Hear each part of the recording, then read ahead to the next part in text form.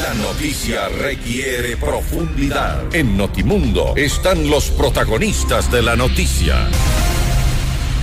Y estamos precisamente en línea directa con el economista Carlos de la Torre, exministro de Finanzas. Economista de la Torre, bienvenido a Notimundo Estelar. Le saluda Freddy Paredes. Buenas tardes.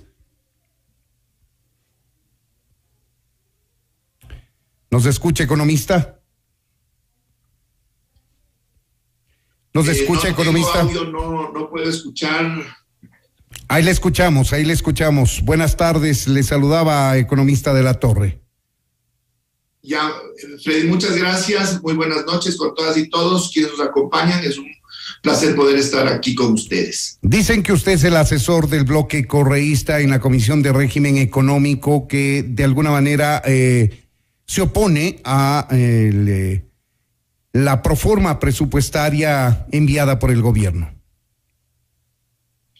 Bueno, esa información es incorrecta. Yo solo soy asesor de la comisión, de todita la comisión, donde hay asambleístas de varios partidos, incluidos los del bloque de gobierno, y esta es la Comisión de Régimen Económico, y es ahí donde se preparan los informes técnicos. Y le comento, el informe que fue aprobado no es el informe de los...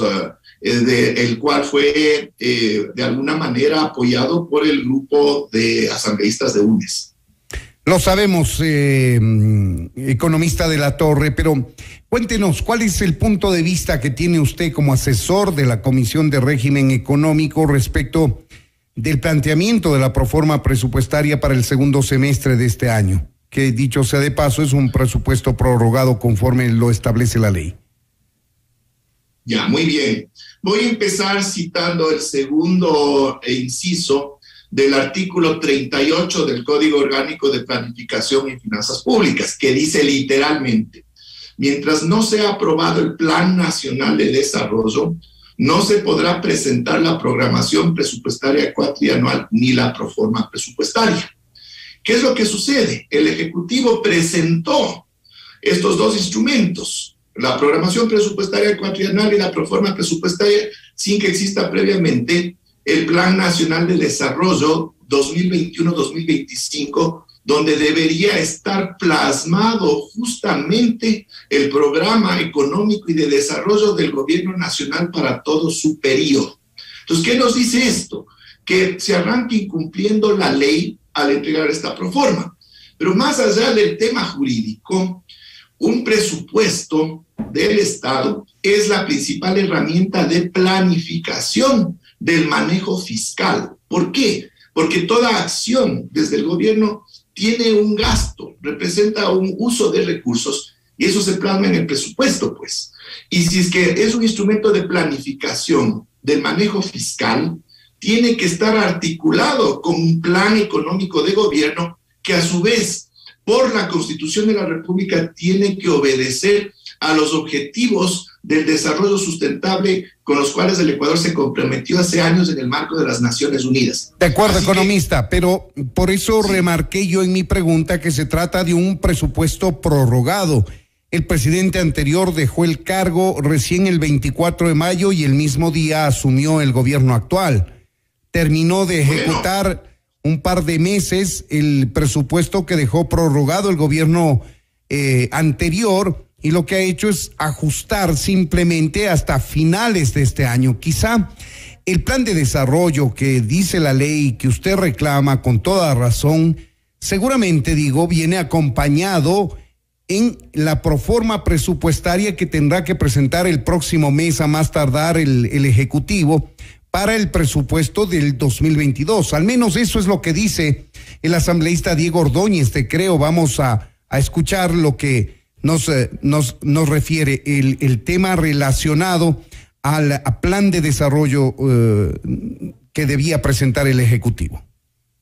Lo fundamental en la nueva proforma es, digamos, se tiene que expresar lo que desde el punto de vista del gobierno y el plan de gobierno del presidente Lasso le corresponde hacer al Estado. ¿Y qué le corresponde hacer al Estado?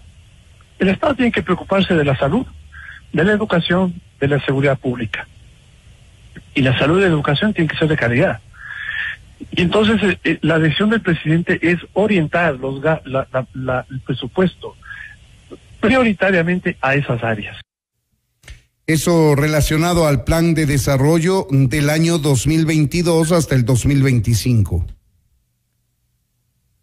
Bueno, a ver, aquí hay un incumplimiento legal clarísimo y me sorprende este tipo de arreglos que quieren hacerle algunos asambleístas, y lo que vienen es a presentarnos la versión del presupuesto de que el perro se comió la tarea. Pues no se ha hecho lo que se tiene que hacer desde la perspectiva de un gobierno responsable, que el momento en que ya se hace cargo del poder tiene que tener planificado lo que va a hacer en materia económica. Y eso es lo que está recogido en la Constitución y en las leyes desde una perspectiva lógica. Entonces, esta proforma presupuestaria, que también tenemos que entender, si bien es de un presupuesto prorrogado, todavía tiene un espacio de 4 meses en los cuales se puede dirigir ya la política, en este caso fiscal, en el sentido de lo que va a hacer el programa del gobierno. Entonces, no me vengan a decir de que porque no se cumplió la tarea, que esto responde a un programa de un gobierno anterior, etcétera, etcétera. Aquí se comete una irresponsabilidad tamaña en el sentido de que no se está dirigiendo los esfuerzos en función de un plan de gobierno, de un nuevo gobierno. Sigamos adelante con el resto de cuestionamientos que tiene usted y el resto de sectores de oposición al Ejecutivo Economista de la Torre. Bueno, muy bien. Vamos con otro espacio de problemas que presenta esta proforma. Si bien hay todavía un espacio para poder planificar y que esto nos refiere a una necesidad de proyección de ingresos y de gastos, porque eso es un presupuesto y se supone que esa proyección tiene que hacerse lo más próxima a lo que puede suceder en la realidad, tiene que basarse en lo que se llaman los supuestos macroeconómicos que los presenta el Banco Central del Ecuador. Y uno de ellos es la inflación. ¿Por qué? Porque los gastos del presupuesto van a estar definidos por la evolución de los precios de la economía. Y en estos supuestos macroeconómicos nos presentan inflación negativa, menos 0,05%. Eso es lo que plantea el INEC. Ya, el INEC nos dice que hasta el mes de julio el acumulado es 1.16 en positivo. Entonces aquí tenemos más bien la ventaja de que estamos trabajando ya para el cierre del año con datos que son ya reales, que se han producido, y tenemos aquí una contradicción en el signo de la inflación. ¿A qué nos lleva esto? A que los gastos se estén subestimando. ¿Qué se logra con esto? Que el déficit fiscal aparezca menor. Eso políticamente es muy adecuado, porque esto permitiría decir al gobierno que está cerrando el déficit, y segundo, permite calzarle artificialmente con las metas establecidas con el Fondo Monetario Internacional. De acuerdo. Segunda observación esta respecto del planteamiento de la proforma Economista de la Torre. ¿Qué otras observaciones tienen? Ya, vamos por el lado de los ingresos. Como es conocido, los ingresos petroleros son muy importantes en los presupuestos, y en este caso, asimismo, dentro de los supuestos macroeconómicos, nos establecen acá una estimación del precio del petróleo de $59.8 por barril. ¿Y qué es lo que sucede? El referencial WTI está alrededor de los 65 en este momento. El crudo ecuatoriano se vende más abajo que ese valor históricamente por el famoso castigo. Y encima más, los datos de facturación de Petroecuador hasta el mes de julio nos dan un promedio que es inferior al valor utilizado para presupuestar ingresos petroleros. ¿Qué nos dice esto? Que en cambio están inflando ingresos, justamente para atender el mismo objetivo de reducir artificialmente el déficit fiscal. Pero eso se le va a regresar como boomerang al gobierno mañana más tarde cuando se vaya sincerando la economía, Economista de la Torre. Exactamente, y yo quiero explicar el problema. Justamente frente a la proforma 2022 que tendrá que llegar hasta el 31 de octubre de este año, y con eso ya se atenderá el manejo fiscal de todo el año 2022. ¿Qué es lo que sucede con los presupuestos mentirosos?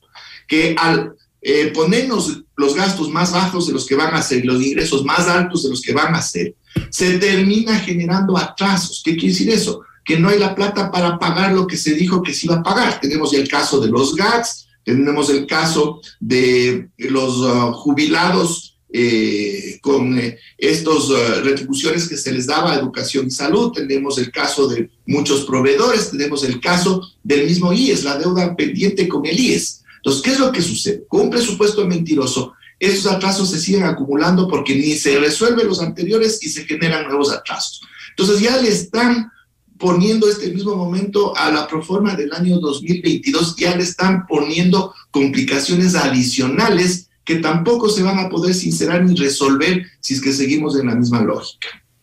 En materia de asignación de presupuestos para los diferentes sectores, también hay objeciones, economista de la Torre. Evidentemente, inclusive hay otro incumplimiento de la ley.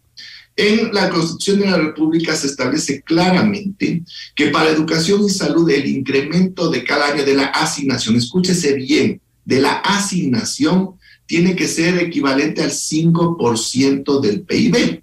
En este caso nos presentan un incremento del 5% del PIB para educación y salud, pero no respecto de la asignación de 2020, sino respecto de la ejecución del valor devengado en 2020, que evidentemente es mucho más bajo por el tema de la pandemia.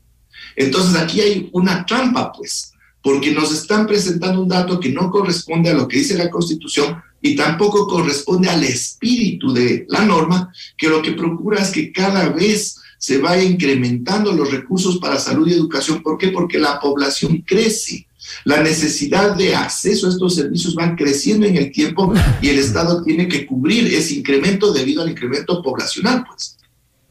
En el tema de salud y en educación, fundamentalmente se asegura que este gobierno le está reduciendo presupuesto a este sector, economista. ¿Usted mantiene eso? Definitivamente, justamente porque se está calculando el incremento sobre una base que no corresponde. Y aquí viene otro dato que va más allá de las simples cifras. Cuando se analizan los valores per cápita, es decir, cuánto se está asignando en el presupuesto en términos de salud, en cuanto a cada uno de los habitantes de este país, es decir, cuánto me toca a mí, cuánto le toca a usted, en términos de la asignación en salud y educación, para tener justamente una referencia en términos de la población.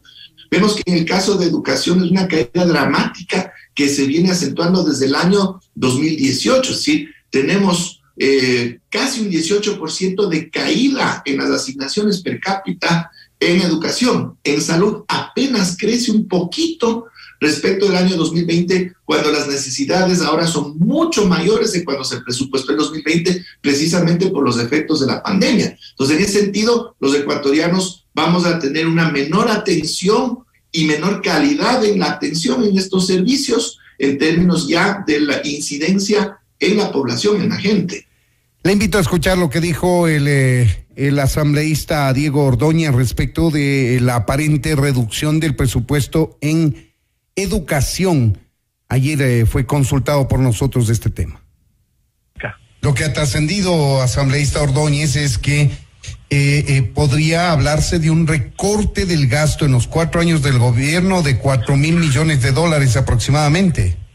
Pero en otras áreas, pues, no en áreas de salud, no en áreas de educación, no en áreas de seguridad pública. Hay que optimizar el gasto ¿en qué? En compras públicas. Ahí tiene usted, economista.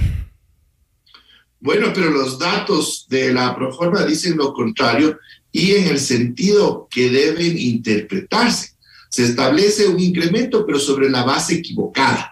Luego, en términos ya de la incidencia en la sociedad, como estoy indicando con este otro cálculo, lo que nos indican es que cada vez estamos recibiendo los ecuatorianos proporcionalmente menos recursos para salud y para educación, pero le comento para lo que sí se ha asignado en esta proforma y que no se hacía antes. Ahora hay un rubro para poder pagar los laudos arbitrales con las empresas transnacionales que nos ganan en estos espacios de arbitraje internacional. Para eso sí hay plata, sin ningún problema. ¿Cuánto se ha presupuestado para ello? La deuda externa sin problema.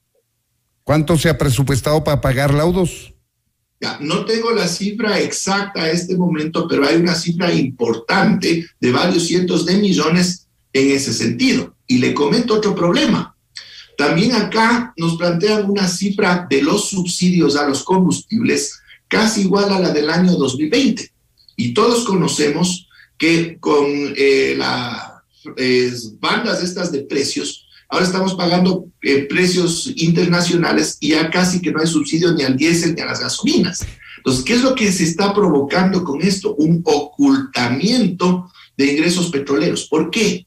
Porque mientras más grande es el subsidio, esto resta ingresos petroleros porque con los ingresos petroleros se compensaban los subsidios a los combustibles. Entonces, este incremento o este nivel elevado de subsidios, que no es el correcto, lo que hace es ocultar ingresos petroleros que de otra manera se podrían distribuir, como establece la ley, para los GATS y particularmente para los GATS amazónicos, y también con esos ingresos petroleros ocultos se puede estar pagando gasto permanente que está prohibido en la Constitución. Economista, seguramente hay más observaciones a la proforma presupuestaria, que es un instrumento técnico que debe ser analizado a profundidad. Hablemos un poco del mecanismo de su aprobación. La ley establece que en un solo debate se apruebe la proforma presupuestaria, pero se dice aprobar. No se puede negar la proforma presupuestaria. Si no se la aprueba, se queda sin aprobar, y si no se la aprueba, pasaría por el Ministerio de la Ley. ¿Cuáles son las opciones legales en este caso? Exactamente. Bueno, la Constitución dice lo siguiente: aprobar u observar, ¿ya? Entonces, puede aprobarse incluso con recomendaciones. Se aprueba y se le recomienda al Ministerio de Economía y Finanzas hacer ciertos ajustes, pero está aprobada y esos ajustes los puede o no los puede hacer el Ministerio de Finanzas. La segunda opción, observar. ¿Qué significa observar? Que se le envía observaciones al Ministerio de Economía y Finanzas para que un plazo de 10 días acate esas observaciones, remita nuevamente la proforma y esta pueda ser aprobada. Eventualmente el Ministerio de Economía y Finanzas puede no atender esas observaciones y el Pleno de la Asamblea puede insistir en ese sentido. Y de todas formas, en cualquiera de las situaciones en las que no termine aprobándose la proforma, igual entra por Ministerio de la Ley. ¿Por qué? Porque a la final el Ejecutivo no puede quedarse sin este instrumento. Así tenga muchas fallas, muchos problemas, pero la no aprobación significa una deslegitimación política desde el primer poder del Estado respecto de un instrumento que se lo estaría señalando que no es el adecuado. En todo caso, la Constitución del 2008, redactada en el gobierno del presidente Correa, le dio mucho poder al Ejecutivo, un poder hiperpresidencial a criterio de muchos analistas, y eso ha hecho que lo que pueda decir el legislativo respecto de la proforma presupuestaria quede ahí simplemente y no necesariamente tenga que acatarlo el Ejecutivo, economista de la Torre. Es así, y tal cual, al menos lo que queda es el espacio de lo político para hacer los señalamientos, en este caso de una proforma que no es adecuada, y se está advirtiendo que esto va a generar más problemas en el manejo fiscal a futuro. Ahora, no obstante de que el informe de la Comisión de Régimen Económico recomienda la aprobación con no todas estas observaciones que usted acaba de detallarnos, el Pleno puede pronunciarse en contrario inclusive. Exactamente, y hay que puntualizar que el informe que fue aprobado no es el informe que se hizo en el marco de la comisión, es un informe adjunto a una moción presentada por los asambleístas del bloque gobiernista, y con los votos que tuvieron a su favor se aprobó este informe que no fue conocido por el resto de miembros de la comisión. Pues bien, con eso nos quedamos. Queremos agradecer al economista Carlos de la Torre, exministro de Finanzas, actual asesor de la Comisión de Régimen Económico de la Asamblea, que se ha encargado de analizar la proforma presupuestaria para el segundo semestre de 2021 de este presupuesto prorrogado que recibe el gobierno actual del gobierno anterior. Economista de la Torre, muchas gracias por habernos atendido. Muchas gracias también y una buena noche. Hasta luego. Buenas noches. Esto es Notimundo, amigos, siempre bien informados.